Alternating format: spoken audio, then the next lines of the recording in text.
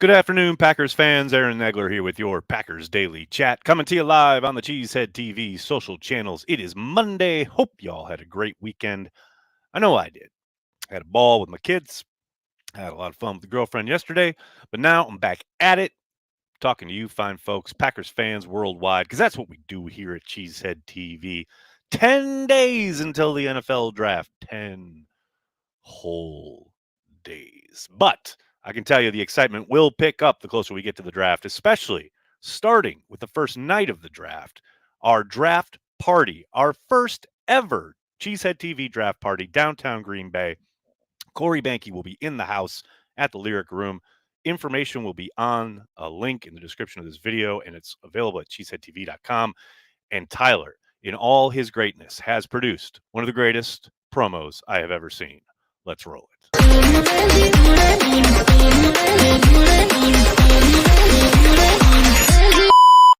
Here's Jordan Love. Jordan Love. Killing me. What's going on here? Pick is in. Roll the graphic. The pick is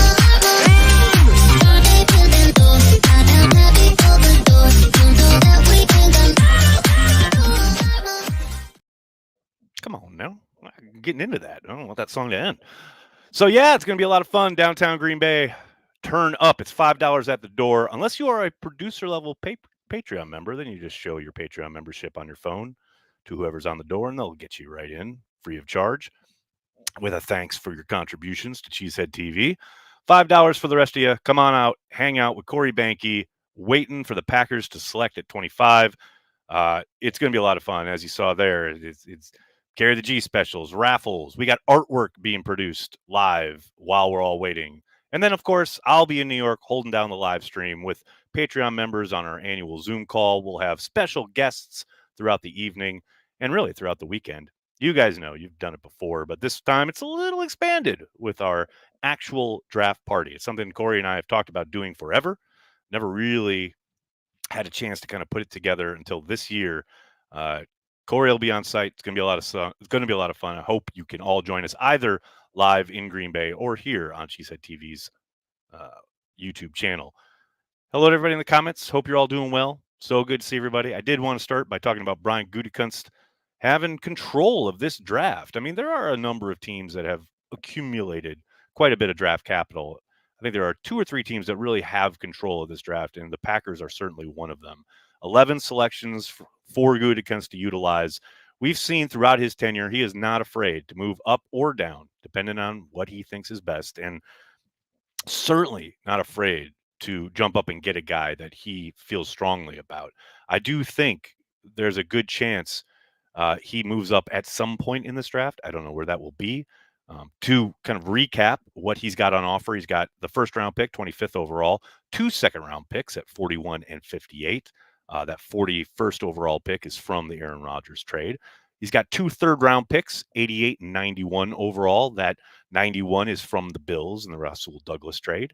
Then he's got 1 fourth round pick, a 5th round pick, which is a comp pick, 2 sixth round picks, the second of which is a comp pick, and 2 seventh round picks, the second of which is also a comp pick. So, man, there's a chance here to not only maneuver as much as you want, but really target the guys that you want to select, that you feel strongly about. Now, with that said, I know there's a chance he just sits there and makes all the picks. I don't think that's going to happen, but it's definitely possible. And it wouldn't surprise me only because, you're always trying to get younger and you're always trying to add competition, something we've heard from Brian quite a bit this offseason regarding wanting competition in each and every room. And the best way to do that is to add a lot of, low cost talent, which is basically what the draft provides you, especially on day 3, especially with what we got 1, 2, 3, 4, 5, 6 selections there on day 3.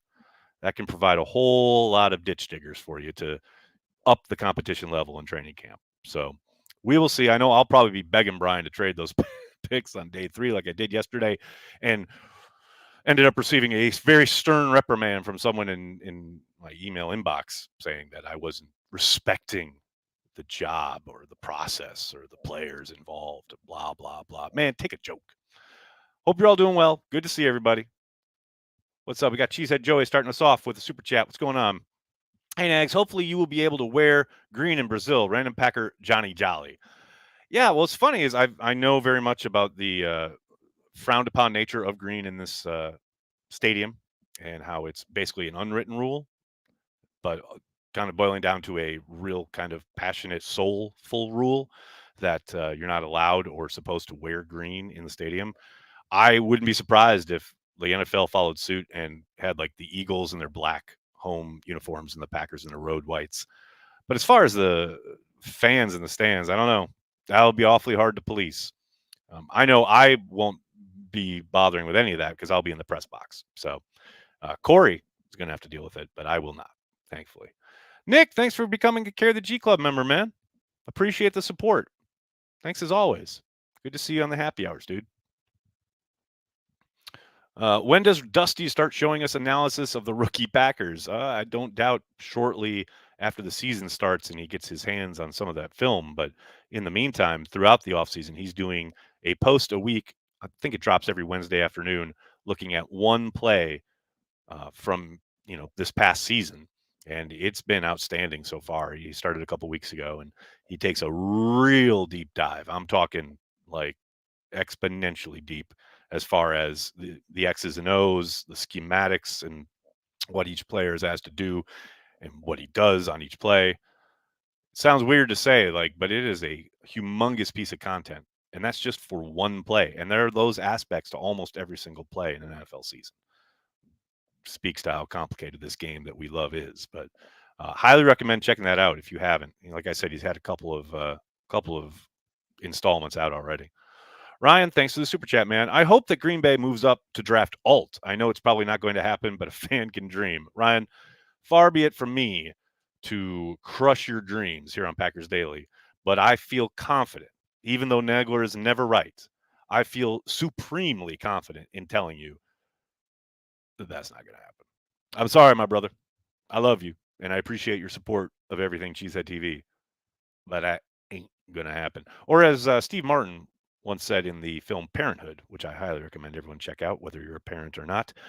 Well, let's come back from La La Land because that ain't going to happen. That's just my initial reaction. Jonathan asking why can't they wear green?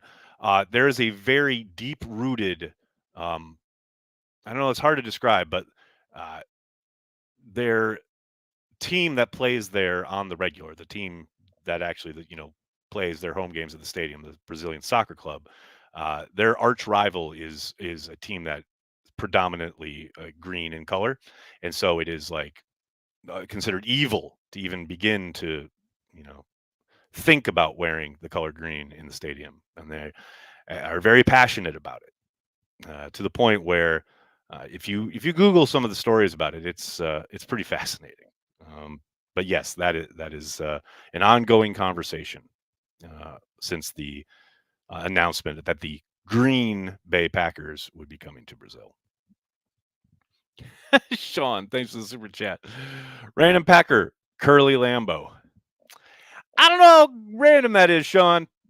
Feels like the, co-founder of the whole endeavor probably ain't random. That's like saying random Cheesehead TV member Corey Banky. I don't know, man. Doesn't feel very random. But I get it that it's somebody we haven't talked about a lot in the random Packer conversation. So in that regard, I guess it's random. What else we got here, folks? Who is the better player, Kenny Clark or BJ Raji? Ooh, that's a good question. Baby. I'm going to probably side on the Kenny Clark side of the ledger, though I think both players are outstanding. BJ Raji is a legend, clearly helped bring home a Lombardi trophy. But yeah, I'm going to go with Kenny, just as far as versatility and consistency and just I don't know, they are asked to do different things in a different style of defense, but overall, I think Kenny is the more consistent, higher level player. That's not to discount anything BJ Raji did. He's an absolute stud, an absolute legend. Helped them turn that defense into a 3-4 juggernaut that helped win the Super Bowl. But yeah, for me, it's Kenny. And it's weird because I think Kenny's contributions get minimized sometimes because he doesn't have probably as many highlights as folks, Packers fans, would hope for. But I think some of that is the nature of what he's asked to do. Some of that is the nature of teams having focused on him for so long. There's a lot of times you can come into a game and see that Kenny is their number one priority when setting protections and things of that nature, especially along the interior. But make no mistake, Kenny is an outstanding football player, and I think he's one of the most underrated Packers of all time. So maybe you're asking the wrong guy just because of those thoughts. But yeah, no, I would take Kenny just above BJ. What else we got here, folks? Whoa, what is this? Corinthians versus Flamingo. Yes, I believe that is. Corinthians are the home team, yeah. Nick, what's up, man? Thanks for the super chat. Loving the debate about Tom moving to center. I had been begging for that move last season and kept my receipts on it. In my opinion, get Tom in the center and see if Caleb can get a shot in draft competition. Yeah, I'm with you. I don't know how realistic Caleb stepping in would be. I think he should get an opportunity to compete, no question about it. But I do not doubt for a moment that if they are able to land, one of their top prospects at tackle in this draft, I think there's a very good chance we see Tom at least compete for the starting center job right out of the gate. You'll remember last summer, we had thought about maybe they might make a move or see if they could put Tom there, but nothing materialized through the offseason. Myers pretty much took every snap in the offseason before training camp, and then training camp arrived, and Myers still pretty much took every snap for the first part of camp until I think it was August 1st. He got his first snaps with the ones. Tom did at center. So yeah, if there's a real concerted effort, it probably comes after they do select at least one tackle, if not two, in this draft. And I 100% would love to see Caleb Jones get an opportunity. It all depends on how they view his progression, right? His development. I suspect there's a really good chance that they view him and Tenuta as those guys who can compete for that swing tackle job. But we'll see how it shakes out. Steve, thanks for the super chat, man. Howdy, Nags. Could this Zach Tom to center be a bit of pre-draft misdirection by Goody or some Packers brass? Steve, absolutely 1,000% could be. Yes, it is Lions season. They all take every headline with a grain of salt. Obviously, on the merits of the idea, that's the conversation, right? Like why they would, why they wouldn't, how they could, and what they would do if they did. But yes, Steve, 1,000%. Kind of the first thing I thought when Rob said it on the radio. Well, he's been told that. You're always, privy to information that someone wants you to hear. Well, why do they want you to hear it? Because they know it'll become a thing online or in the news. And so other teams will see that and et cetera, et cetera, et cetera. So, I mean, yes, no. Could it be that? Absolutely it could. No question about it. The thing is it's very realistic. The fact that Tom did play center at a high level in college, Brian has literally said on the record 2 years ago that he thought his best spot was at center, tells you that. And the fact that they ran him at center last summer, tells you that, yes, at least they've been thinking about it in the building. So that's why I give it credence. That's why I think, it could be more than just a smokescreen. Although that said, it could 100% just be a smokescreen. That's this time of year, man. It is full-fledged Lions season. Every headline, grain of salt, from now till next Thursday. Geez, that Joey, what's up, man? Off-season program begins today. Super Bowl bound. You like the way you think. That's what I'm talking about. Al says I would take Kenny as well. Love Raji though. Yeah, it's a close one. It's a close one. It's not like Kenny blows him away or anything like that, but I take Kenny just above him. Brandy says Raji has better dance moves. That is probably true. Although I like the Kenny this thing that he did in Minnesota a couple years ago when he threw Kirk Cousins on the turf and then he did this thing. I kind of love that too. Soder. Curly went to the Chicago Cardinals, still struggling to get over that. I mean, it's a time-honored tradition. Our greats go other places. This has to happen. They finish up their careers. The tail end, the what do you call it? The French fry droppings at the end of the McDonald's box. Or there's a couple, just small ones in there. That's their careers usually at the other end of these, other franchises, and that's what Curly as a Chicago Cardinal is. How about Tenuta stepping in, especially if there are doubts about Caleb? Well, I don't know if there are doubts about Caleb. I think he was hurt last summer, which really kind of kept him off the field. But Tenuta didn't exactly jump up and grab it. You know what I mean? I think it all depends on what transpires on Radnitsky Field this summer. I think we'll probably see quite a bit of maneuvering with the 2s and 3s throughout the offseason, but you can't really get much out of that other than, you know, the head work they're doing, the kind of school work, so to speak, transferring stuff that you've talked about in meetings to the practice field. But most of that is just walkthrough stuff, maybe some up tempo stuff, but you're still in shorts and helmets, you're not hitting, you're not really blocking, you're not really doing much other than trying to refine your technique and things like that. But you really got to wait till those pads come on, and that's not going to happen until right at the tail end of July, early August, and that's when I think we'll start to get those answers. Larry, hi Nags, I'm late. Just got done with chemotherapy. Larry, hope you're killing it, man. Keep it up. You're gonna beat the hell out of this. You're gonna ring that bell. That's what I'm talking about. Let's go. Ryan, what's going on, man? Thanks for the super chat. I wish the NFL would have the schedule released before the draft, but that's another dream. Man, that's the way it used to be, right? But yes, now they love to prolong that offseason and those headlines as long as possible, and moving the schedule release back behind the draft is part of that. I hate it too, man. I'm right there with you. Michael asks, was Stokes at workouts today? Michael, I'm glad you asked this, and I don't say this to pick on you or anybody else wondering. I'm here to say I don't care. It's voluntary. I hope they are. I hope everyone's there. I hope they have perfect attendance. But if they were or they weren't, I don't care. When it's mandatory and they don't show up, then I care. But if it's,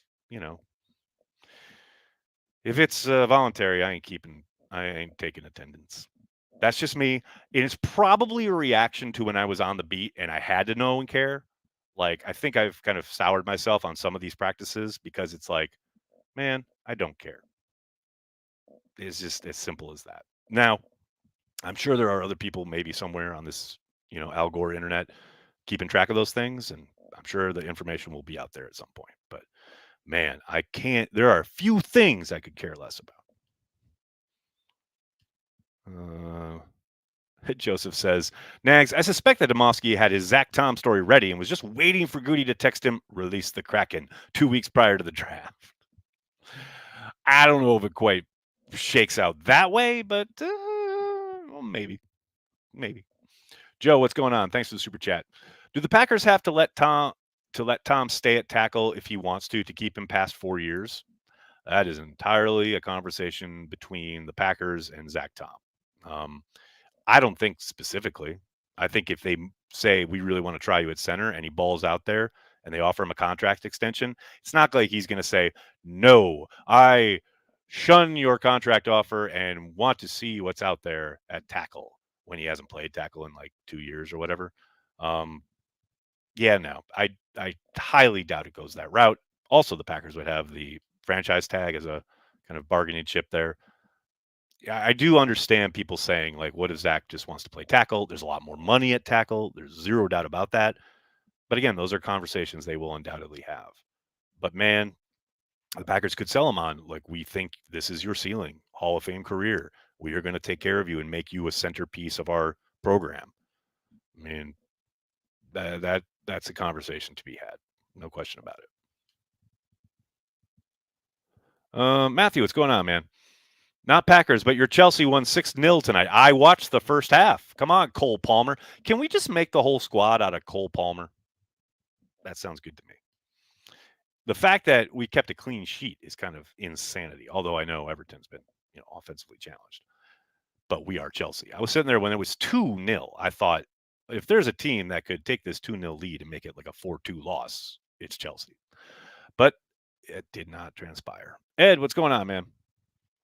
Was hoping they would send the Bears to Brazil, not to play a game, just to keep them far away. A little too close to comfort there for you, Ed? A little Chicago to Green Bay, up 43, not feeling it? I feel it, man. I absolutely feel you. Nick, thanks again, man. Random Packer, Evan Blake Smith. Ooh, that's a good one, and not one that has been utilized. That is very good. Mike, thanks for the super chat, man. If they come away after the first 2 days with an offensive tackle, DeJean and Corum, I will be very happy. Corum is going to be a star, in my opinion. Random Packer, Terrell Buckley. Ooh, T-Buck. T-Buck getting a shout out. Corum is interesting because I really love his tape. I know all the misgivings that the draft community has about the tread on the tires, the injury history, etc. I don't care. I love him as a player, and I want him in green and gold. That said, because I love him, that guarantees that he will not be a Packer. Just for future reference. That's just how this works. How this works. Ron LaFleur, no relation. What's going on, man? Random Packer, everyone who has ever made, who was a Packer, to include the dudes in the picture behind you. So that is all Random Packers. A wrap. Ron, that ain't how this works, buddy. That ain't how this rolls, dog. We got, what is it? April? We got like at least till training camp to do Random Packers, man. Come on now. Come on. Once the season is underway, then, we'll probably start going away from Random Packers. But during the off season, it is like the height of Random Packers season. Come on now. Come on. Cheeto, what's going on, man? Would you take the under if the Bears win total was 0.5? I'd take the over just. Like, give me 2. They'll fail into they'll luck into 2 wins. Doesn't Jackson Powers Johnson feel like a Packer pick? Does he?